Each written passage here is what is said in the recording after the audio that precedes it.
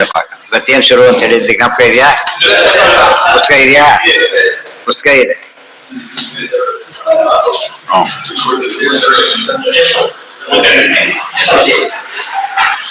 ಚಿದಂತೆ ಸ್ತೋತ್ರ ಅನೇಕ ಕಾರಣ ಕೇಳಬೇಕು, ಗೊತ್ತಾಯ್ತಾ? ತಿಳಿಬೇಕು ನಾವೆಲ್ಲ ಕೂಡ. ಯಾತಕ್ಕೆ ಅಂತ ಕೇಳಿದ್ರೆ ಅದು ಮೂಲತಃ ಬ್ರಹ್ಮದೇವರು ಮಾಡಿದ ಸ್ತೋತ್ರ.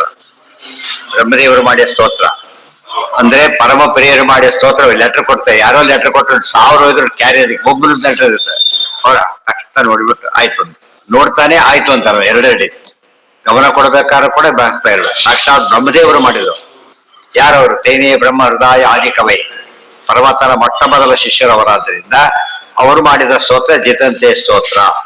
ಇದು ಬರೋದು ಪಂಚರಾತ್ರದಲ್ಲಿ ಬರೋದು. ಪಂಚರಾತ್ರ ಯಾವುದು? ಸಪ್ತ ಸದಾಗಮಗಳಲ್ಲಿ ಒಂದು, ಅದರಲ್ಲಿ ಬರುತ್ತೆ. ನಾರಾಯಣ ಅಷ್ಟಾಕ್ಷರ ಕಲ್ಪ ಅಂತ ಒಂದು ಭಾಗ ಅದರಲ್ಲಿ ಬರುತ್ತೆ. ಅದಕ್ಕೆ ಬ್ರಹ್ಮದೇವರು ಹೇಳಿದ ಸ್ತೋತ್ರ ಆದ್ರಿಂದ ಅದು ಬಹಳ ಮುಖ್ಯ. ದ್ವಾದಶ ಸ್ತೋತ್ರ ಯಾರು ಹೇಳಿದ್ದು? ಭಾವಿ ಬ್ರಹ್ಮದೇವ, ಇವರು ಬ್ರಹ್ಮದೇವರು. ಆದ್ರಿಂದಾಗಿನೇ ಆ ನಿಂತು ದ್ವಾದಶ ಸ್ತೋತ್ರ. ಎರಡಕ್ಕೊಂದು ಸಾಮ್ಯ ಇದೆ. ಇದು 5 ಅಧ್ಯಾಯ ಇದೆ, 12 ಅಧ್ಯಾಯ ಇದೆ. ಈ ರೀತಿ ಯಾವ ಸ್ತೋತ್ರ, ಅಧ್ಯಾಯ ಸ್ತೋತ್ರ ಎರಡೇ. ಅಧ್ಯಾಯದ ಕ್ರಮದಲ್ಲಿ ಬಂದಿರೋ ಸ್ತೋತ್ರಗಳು ಜಗನ್ನತೆ ಸ್ತೋತ್ರ ಒಂದು, ದ್ವಾದಶ ಸ್ತೋತ್ರ ಒಂದು, ಇನ್ಯಾವುದೋ ಆಗಿ ಬಂದಿದೆ. ಗೊತ್ತಾಯ್ತಾ? ಅಧ್ಯಾಯ ಅರ್ಥ ಏನು? ಸೇಮ್ ಸ್ತೋತ್ರ ಎಷ್ಟು ರೀತಿಯಲ್ಲಿ ಹೇಳಕ್ ಬರೋದು. 5 ಮುಖವಾಗಿ ಹೇಳೋದು ಬೇರೆ ಬೇರೆ ಅಧ್ಯಾಯಗಳಲ್ಲಿ, ಅದು 12 ರೀತಿ ಹೇಳೋದು ಇದು. ಅದಕ್ಕೆ ಜಗನ್ನತೆ ಸ್ತೋತ್ರ ಒಂದು ಭಾರಿ ಮುಖ್ಯ. ನೈವೇದ್ಯಕ್ಕೆ ಯಾವ್ದು ಬೇಕು? ಜಿತಂತೆ ಸ್ತೋತ್ರ ಯಾವ್ದಕ್ ಬೇಕು? ಎಲ್ಲಿ ಹೇಳಿದ್ದಾರೆ? ಎಲ್ಲಿ ಬಂದಿದೆ? ಹೇಳಿದ್ದಾರೆ ಜಿತಂತೆ ಇತಿ ಸ್ತೋತ್ರಂಚ ಪಠನ್ ಸಂಸ್ಥಾಪಯೇ ಧರಿಂ. ಟೀಕಾರಾಯರ ಮಾತು ಈಗ ನಮಗೆ ಹೇಳದೆ ಹೋದ್ರೆ ಅಭಿಷೇಕ ಮಾಡಕ್ ಬರೋದಿಲ್ಲ. ಮಠ ಪದ್ಧತಿ ಹೋಗಿಬಿಟ್ಟಿದೆ, ಯಾರು ಹೇಳೋದೇ ಇಲ್ಲ. ಜಯತೀರ್ಥರು ಹೇಳಿದ್ರು ಅಷ್ಟೇ. ಮುಂದೆ ದೊಡ್ಡ ದೊಡ್ಡ ಜ್ಞಾನಿಗಳು ಮುಂದುವರಿಸಿದ್ರು. ಕೆಲವು ಕಡೆ ಇರುತ್ತೆ, ಇವತ್ತಿಲ್ಲ ಅಂತಿಲ್ಲ. ಆದ್ರೆ ಕಾಮನ್ ಆಗಿ ಪ್ರಾಕ್ಟೀಸ್ ನಿಂತು ಹೋಗ್ಬಿಟ್ಟಿದೆ.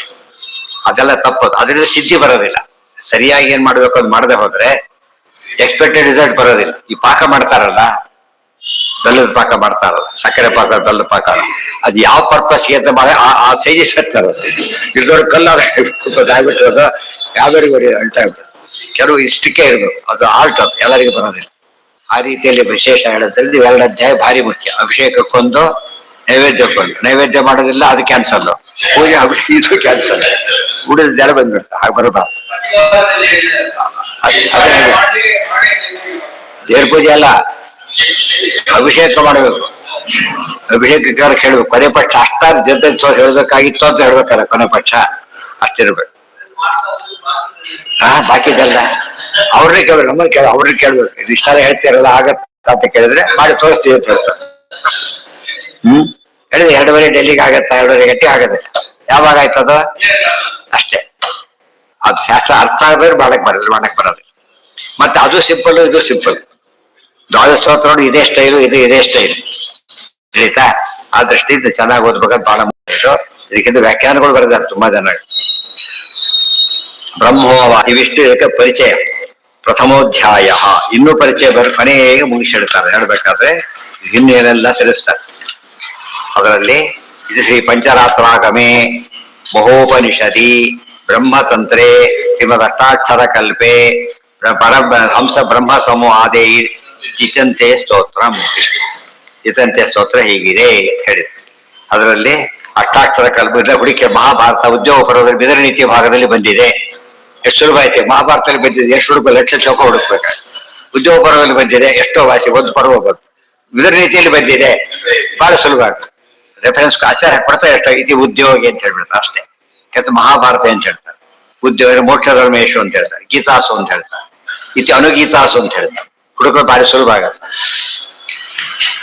ಇತಂತೆ ಪುಂಡರೀಕಾಕ್ಷ ಶುರು ಮಾಡ್ತಾರೆ. ಯದಂತೆ ಪುಂಡರೀಕಾಕ್ಷ ಪೂರ್ಣ ಷಾಡ್ಗುಣ್ಯ ವಿಗ್ರಹ ಪರಾನಂದ ಪರಬ್ರಹ್ಮನ್ ನಮಸ್ತೆ ಚತುರಾತ್ಮನೇ. ಮೊದಲನೇ ಶ್ಲೋಕ ಇದೆ. ಪ್ರತಿ 5 ಅಧ್ಯಾಯದ ಮೊದಲನೇ ಶ್ಲೋಕರು ಜತಂತೆ ಅಂತಾನೆ ಶುರುವಾಗುತ್ತೆ. ಸರಿತಾ? ಜಿತಂತೆ ಪುಂಡರೀಕಾಕ್ಷ ಪೂರ್ಣ ಷಾಡ್ಗುಣ್ಯ ವಿಗ್ರಹ ಪರಾನಂದ ಪರಬ್ರಹ್ಮನ್ ನಮಸ್ತೆ ಚತುರಾತ್ಮನೇ. ಹೇ ಪುಂಡರೀಕಾಕ್ಷ ಪೂರ್ಣ ಷಾಡ್ಗುಣ್ಯ ವಿಗ್ರಹ. ದೇವರು ನೋಡ್ಕೊತಾ ಹೇಳ್ತಾ ಇದ್ದಾರೋ, ಬ್ರಹ್ಮದೇವರಾದ್ರಿಂದ ನೋಡ್ಕೊತಾ ಹೇಳ್ತಾ ಇದ್ದಾರೆ. ಷಾಡ್ಗುಣ್ಯ ವಿಗ್ರಹ ಚಿತಂತೆ, ಎಲ್ಲವನ್ನು ಗೆದ್ದವನು. ನಿನ್ನಿಂದ ಎಲ್ಲವೂ ಗೆಲ್ಲಲ್ಪಟ್ಟಿದೆ. ಗೆಲ್ಲದಕ್ಕೆ ಒಂದರ್ಥ ಸೋಲಿಸಲ್ಪಟ್ಟಿದೆ, ಉಳಿದಿತ್ತು. ಅಥವಾ ಪೂರ್ತಿಯಾಗಿ ಉತ್ಕೃಷ್ಟವಾಗಿದೆ, ಎಲ್ಲಕ್ಕಿಂತ ಭಾರಿ ಮೇಲೆ ಇದ್ದೀನಿ. ಜಿ ಶಬ್ದಕ್ಕೆ ಎರಡು ಅರ್ಥ ಇದೆ. ಅದು ಟ್ರಾನ್ಸಿಟಿವ್ ಇಂಟ್ರಾನ್ಸಿಟಿವ್ ಎರಡರಲ್ಲಿ ನಡೆದಾಗ ವರ್ಬ್ ಇಲ್ದೆ ಹೋದ್ರೆ ಅದೇನೋ ಅತ್ಯುತ್ಕೃಷ್ಟ ಅಂತ ಅರ್ಥ. ವರ್ಬ್ ಇದ್ದಾಗ ಗೆಲ್ತಾನೆ ಅಂತ ಇದ್ರೆ, ಕರ್ಮಪದ ಇದ್ರೆ ಗೆಲ್ತಾನೆ ಅಂತ, ಇಲ್ದೆ ಹೋದ್ರೆ ಶ್ರೇಷ್ಠ ಅಂತ. ಚೈತಿ ಹರಿರಜಿಂಚ ಸರ್ವದೇವೈಕ ವಂದ್ಯ ಅವೆಲ್ಲ ಹಾಗೆ. ನರಸಿಂಹೋಖಿಲ ಜ್ಞಾನ ಎಲ್ಲಿ ಹೇಳಿದ್ದಾರೆ ಇದನ್ನ? ಇದನ್ನೆಲ್ಲ ಎಲ್ಲಿ ಹೇಳಿದ್ರಿ ಅರ್ಥನ ಈಗ ಮಾಡ್ಬೇಕು ಅಂತ? ಟೀಕಾರಾಯ ಮಾಯವಾದ ಕಡರ ಶ್ಲೋಕ ಅದನ್ನು ಬರಿಬೇಕಾದ್ರೆ ಹೇಳಿದ್ದ. ತಾತ್ಪರ್ಯಕ್ಕೆ ಬರೆದಿಲ್ಲ ಅವರು, ಇದು ಸೇರಿಸ್ಕೋಬೇಕಾದ್ರೆ ಅಲ್ಲಿದ್ದು ಇಲ್ಲಿ ಮಾಡುವ ಅಲ್ಲಿ ಸೇರಿಸ್ಕೊಬಿಟ್ರೆ ಟೀಕಾರ ಅದಕ್ಕೂ ಬರೆದಿದ್ದಾರೆ ಅಂತ. ಜಯತಿ ನರಸಿಂಹೋಖಿಲಾಜ್ಞಾನ ಮತಧ್ವಾಂತ ದಿವಾಕರ ಜಯತ್ಯಮಿತ ಸಜ್ಞಾನ ಸುಖಶಕ್ತಿ ಪಯೋನಿಧಿ ಶ್ರೀಮನ್ ಮೂಲರಾಮೋ ವಿಜಯತೆ, ಶ್ರೀ ದಿಗ್ವಿಜಯ ರಾಮೋ ವಿಜಯತೆ, ಶ್ರೀ ಗೋಪಾಲಕೃಷ್ಣೋ ವಿಜಯತೆ. ಇವೆಲ್ಲ ಏನ್ ತೋರಿಸ್ತಾ ಇದೆ? ಇದಿಲ್ಲ, ಕರ್ಮಪದ ಇಲ್ಲ ಅದಕ್ಕೆ. ಸರ್ವೋತ್ತಮನಾಗಿದ್ದಾನೆ ಅಂತ ಅರ್ಥ. ರಾಮ ರಾವಣಂ ಜಯತಿ, ಅವಾಗ ಏನಾಯ್ತು? ಅದು ಬೇರೆ, ಗೆಲ್ಲುತ್ತಾನೆ ಅಂತ ಅರ್ಥ ಮಾಡ್ಬೇಕು. ಜಯ ಅಭಿಭವ ಎರಡರ್ಥ ಇದೆ. ಜಯ ಅಂತ ಹೇಳಿದ್ರೇನು? ಇನ್ನೊಬ್ಬರಿಗೆ ಗೆಲ್ಲೋದು. ಅಭಿಭವ ಅಂದ್ರೆ ಉತ್ಕೃಷ್ಟವಾಗಿರೋದು. ಎರಡು ಅರ್ಥನೂ ಅದಕ್ಕಿದೆ. ಇದೆಲ್ಲ ಟೀಕಾರ ವಾಕ್ಯ ಕೊಟ್ಟು ಎಕ್ಸ್ಪ್ಲೇಷನ್ ಮಾಡಿ ಎಲ್ಲ ಮಾಡಿದ್ದಾರೆ. ಅದಕ್ಕೆ ಅವರು ಅದು ಬಂದಾಗ ಟೀಕಾರ ಎಲ್ಲ ಬರೆದು ಬಿಟ್ಟಿದ್ದಾರೆ. ಒಂದು ಮಾತಿದೆ, ನಿಜವಾದ ಟೀಕಾರ ಎಷ್ಟು ಗಂಟೆಗೆ ವ್ಯಾಖ್ಯೆ ಟೀಕಾ ಬರೆದಿದ್ದು? 18ಕ್ಕೆ. ಆದ್ರೆ ಅವ್ರು 37ಕ್ಕೂ ಬರೆದಿದ್ದಾರೆ. ಅದು ವಿಷ್ಣು ತೀರ್ಥ ಸ್ತೋತ್ರ ಮಾಡ್ತಾ ಹೇಳ್ತಾರೆ. ಅದು ಮೊನ್ನೆ ಆರಾಧನೆ ಆಯ್ತಲ್ಲ. ಸಪ್ತ ತ್ರಿಂಶತಿ ಮೂಲ ಗ್ರಂಥ ವಿವೃತಿಂ ಚಕ್ರೆ. ಸಪ್ತತ್ರಿಂಶತಿ ಅಂದ್ರೆ ಎಷ್ಟು? ಅದಕ್ಕೂ ಟೀಕಾ ಬರೆದಿದ್ದಾರೆ ಅಂತ ಹೇಳ್ತಾರೆ. ಯಾತಕ್ಕೆ ಓದಿದ್ರೆ ಎಲ್ಲದಕ್ಕೂ ಟೀಕಾ ಅರ್ಥ ಆಗತ್ತೆ ಅಂತ ತಿಳಿತಾ. ಬರೆದಿದ್ದು ಅದಕ್ಕೆ ಮಾಯವಾದಕ್ಕೆ ಇಲ್ಲಿ ಅರ್ಥ ಆಗೋದು. ತಾತ್ಪರ್ಯ ಇವೆಲ್ಲ ಅರ್ಥ ಆಗುತ್ತೆ. ತಂತ್ರ ಸಾರಕ್ಕೂ ಬರೆದಿಲ್ಲ ಟೀಕಾರ. ಜಯತ್ಯಬ್ಜ ಭವೇಶ ಅಂದ್ರೆ ಅಲ್ಲಿದೆ. ಮತ್ತೆ ಇದನ್ನ ಅಪ್ಲೈ ಮಾಡ್ಕೋಬೇಕು. ಅದು ಅಲ್ಲೇ ಇಲ್ಲಿ ಆಗ್ಬಿಟ್ರೆ ಅದು ಜ್ಞಾನ ಆಗೋದೆ.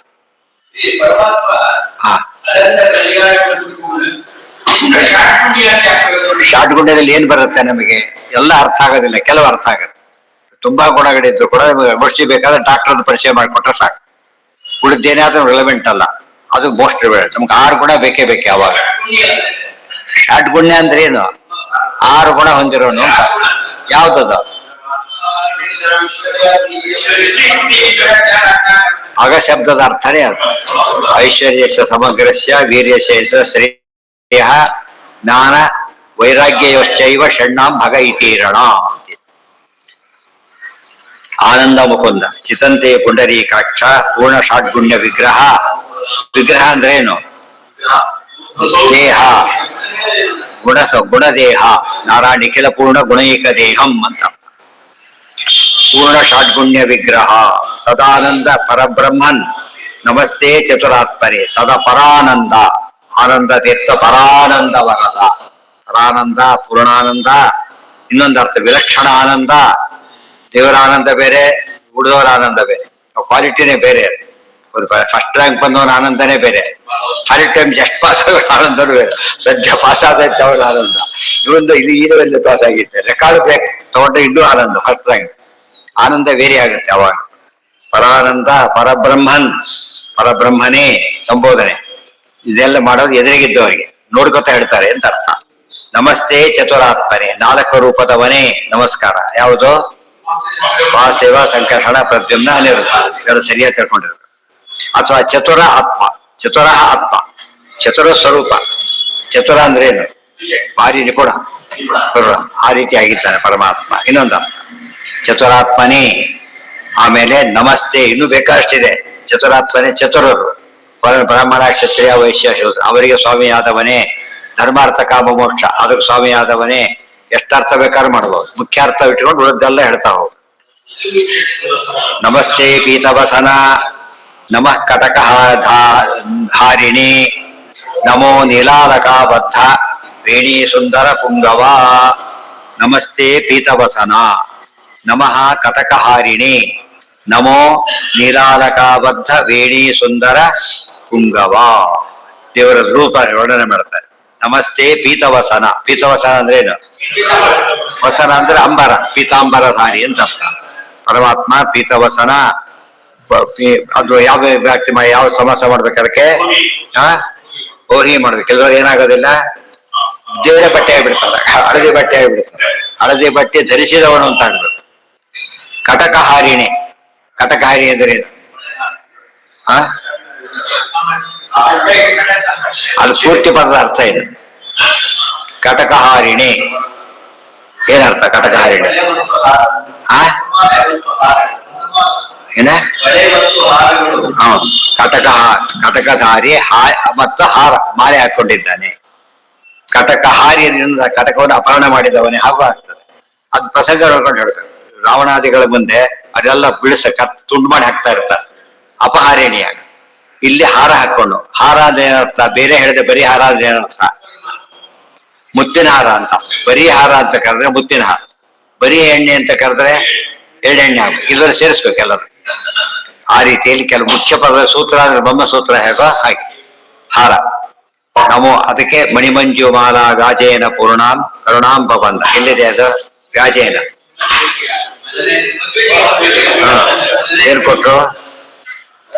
ಏರ್ಕೊಟ್ರು ಈಗ ಮಣಿಮಂಜು ಮಾಲಾ. ಮಾಲಾ ಬರೀ ಮಾಲೆ ಅಂದ್ರೆ ಕೂಡ ಮುತ್ತಿನ ಮಾಲೆ. ಮುತ್ತಿನ ಮಾಲೆ ಅಂತ ನಾವು ಮಾಡಿದ್ರು ಬರ. ಮುತ್ತಿನ ಮಾಲೆಯನ್ನು ಯಾರು ಕೊಟ್ರು? ಸೀತಾದೇವಿ ಹನುಮಂತನಿಗೆ ಕೊಟ್ರು. ನಮಸ್ತೆ ಪೀತವಸನ ನಮಃ ಕಾಟಕಹಾರಿಣೇ ನಮೋ ನೀಲಾಲಕಾಬದ್ಧ ಬೇಣಿ ಸುಂದರ ಪುಂಗವ. ಪುಂಗವ ಅಂದ್ರೇನು? ಗೂಡಿ ಅಂತ ಅರ್ಥ. ಸಮಾಸದ ಕೊನೆ ಬಂದ್ರೆ ಶ್ರೇಷ್ಠ ಅಂತ ಅರ್ಥ. ಎಲ್ಲಿ ಬಂದಿದೆ ಇದು? ಸುಂದರ ಪುಂಗವ ಅಂತಿದೆ. ಅಂದ್ರೆ ಏನು? ಸುಂದರಲ್ಲಿ ಸರ್ವಶ್ರೇಷ್ಠನಾದವನೇ ಅಂತ ಗೊತ್ತಾಯ್ತಾ? ಅದ ಬುಡುಪ ಬೇರೆ ಉಪಯೋಗಿಸಬಾರ್ದು. ಸುಂದರ ಪುಂಗವ. ಹೇಗೆ ಸುಂದರ ಆಗಿದ್ದೆ ಅಂತ ಕೇಳಿದ್ರೆ ವೇಣಿ. ವೇಣಿಯನ್ನು ಸರಿಸಿಬಿಟ್ಟು ಸುಂದರನಾಗಿದ್ದೀಯಾ. ಏನದು ವೇಣಿ ಅಂದ್ರೆ? ಅಲಕ. ಅಲಕ ಅಂದ್ರೆ ಮುಂಗುರು.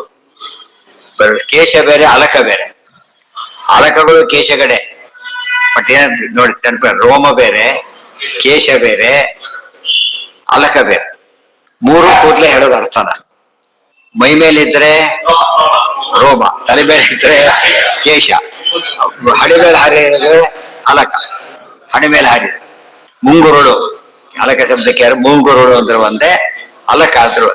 ಪರಮಾತ್ಮ ಹೇಗಿದೆ? ತಂತ್ರಸಾರದ ಆಚಾರ ಬರೀತಾರಲ್ಲ, ಪರಮಾತ್ಮನ ಮುಖ ಹೇಗಿದೆ ಅಂತ ಕೇಳಿದ್ರೆ ನೀಲಾಲಕ ಸಹಸ್ರೈಷ. ಪರಮಾತ್ಮ ಹಣೆ ತುಂಬ ಏನಿವೆ? ಸಹಸ್ರ ಅನಂತ ಮುಂಗುರುಳು ಇವೆ. ಅದು ಸೌಂದರ್ಯವನ್ನು ಜಾಸ್ತಿ ಮಾಡುತ್ತೆ. ಆಬದ್ಧ ವೇಣಿ ಸುಂದರ ಭಂಗವ. ನೀಲಾಲಕಗಳು ಇಲ್ಲಿವೆ ಮತ್ತು ವೇಣಿಗಳು ಎಲ್ಲಾ ಕಡೆ ಹೆಣೆಯಲ್ಪಟ್ಟಿವೆ ಅಂತ. ಅದರಿಂದಾಗಿ ಅತ್ಯಂತ ಸುಂದರನಾಗಿದ್ದಿ. ಸೌಂದರ್ಯ ಫಸ್ಟ್ ಎಲ್ಲಿ ಕಾಣ್ಬೇಕು? ನಮಗೆ ಮುಖದಲ್ಲಿ ಕಾಣ್ಬೇಕು. ಮುಖದ ಸೌಂದರ್ಯಕ್ಕೆ ಏನ್ಬೇಕು? ಕೂದಲ್ಬೇಕು, ಕೇಶಬೇಕು, ಅದೇ ಬುಗ್ಗಳಿರ್ಬೇಕು ಅವಾಗ. ಅದಕ್ಕೋಸ್ಕರನೇ ಪುಂಗವ. ಅದು ಇದೆಲ್ಲ ನೋಡೋದು ಸುಮ್ಮನೆ ಏನೋ ಕಂಡ ಕಾಣುತ್ತೆ. ಹೊಸ ಶಾಸ್ತ್ರ ಅದಿಷ್ಟು ಕೂಡ. ಸೌಂದರ್ಯಕ್ಕೆ ಏನು ಕ್ರೈಟೀರಿಯಾ, ಏನು ಏನಿರ್ಬೇಕು, ಹೇಗಿರ್ಬೇಕು, ಅದನ್ನ ಇವತ್ತು ಬರ್ತಾರಲ್ಲ ಎಲ್ಲ ಕಡೆ ಮಿಸ್ ವರ್ಲ್ಡ್ ಅವೆಲ್ಲ ಬರ್ತಾರಲ್ಲ, ಯಾರ್ಯಾರು ಜಡ್ಜ್ ಆಗ್ಲಕ್ಕೆ ಬರಲ್ಲ. ಅದಕ್ಕೆ ಆ ಶಾಸ್ತ್ರ ಪರಿಣತರಾಗಿರ್ಬೇಕು. ಯಾವುದೇ ಅಂಪೈರ್ ಆಗ್ಬೇಕಾದ್ರೆ ಯಾವುದೋ ಕಬಡ್ಡಿ ಅಂಪೈರ್, ಕ್ರಿಕೆಟ್ ಅಂಪೈರ್ ಮಾಡೋದಿಲ್ಲ. ಇವರಪ್ಪ ಅಲ್ಲಿ ಮಾಡೋದಿಲ್ಲ. ಮತ್ತೆ ಸ್ಟೇಟ್ ಲೆವೆಲ್ ನ ಇಂಟರ್ನ್ಯಾಷನಲ್ ಮಾಡೋದಿಲ್ಲ. ಎಲಿಜಿಬಿಲಿಟಿ ಬಂದಿರ್ಬೇಕು ಅವ್ರ ಅರ್ಥ ಮಾಡ್ಕೊಂಡ ನೀಲಾಲಕಬದ್ಧ ವೇಣಿ ಸುಂದರ ನೀಲಾಲಕಾಬದ್ಧ ವೇಣಿ ಸುಂದರ ಪುಂಗವ ಸ್ಫುರದ್ವಲಯ ಕೇಯೂರ ನೂಪುರಾಂಗುದ ಭೂಷಣೈ ಶೋಭನೈರ್ಭೂಷಿತಾಕಾರ ಕಲ್ಯಾಣ ಗುಣರಾಶಯೇ. ಎಲ್ಲ ವರ್ಣನೆ ಮಾಡಿದ ಧ್ಯಾನ ಕ್ರಿಯೆಯಾಗ ಅರ್ಥ ಆಗತ್ತೆ. ದೇವ್ರನ್ನ ಹೇಗೆ ಚಿಂತನೆ ಮಾಡಬೇಕು ನೋಡೋದಕ್ಕೆ ಸಿಂಪಲ್, ಒಳ್ಳೆ ಅರ್ಥ ತುಂಬಿಕೊಂಡಿರ್ತದೆ. ಅದೆಲ್ಲ ನಾಳೆ ಕಂಟಿನ್ಯೂ ಮಾಡಿ. ಇವತ್ತು ಶುರುವಾಗಿದೆ ರಾಯರ ವರ್ಧಂತಿ ಇವತ್ತು.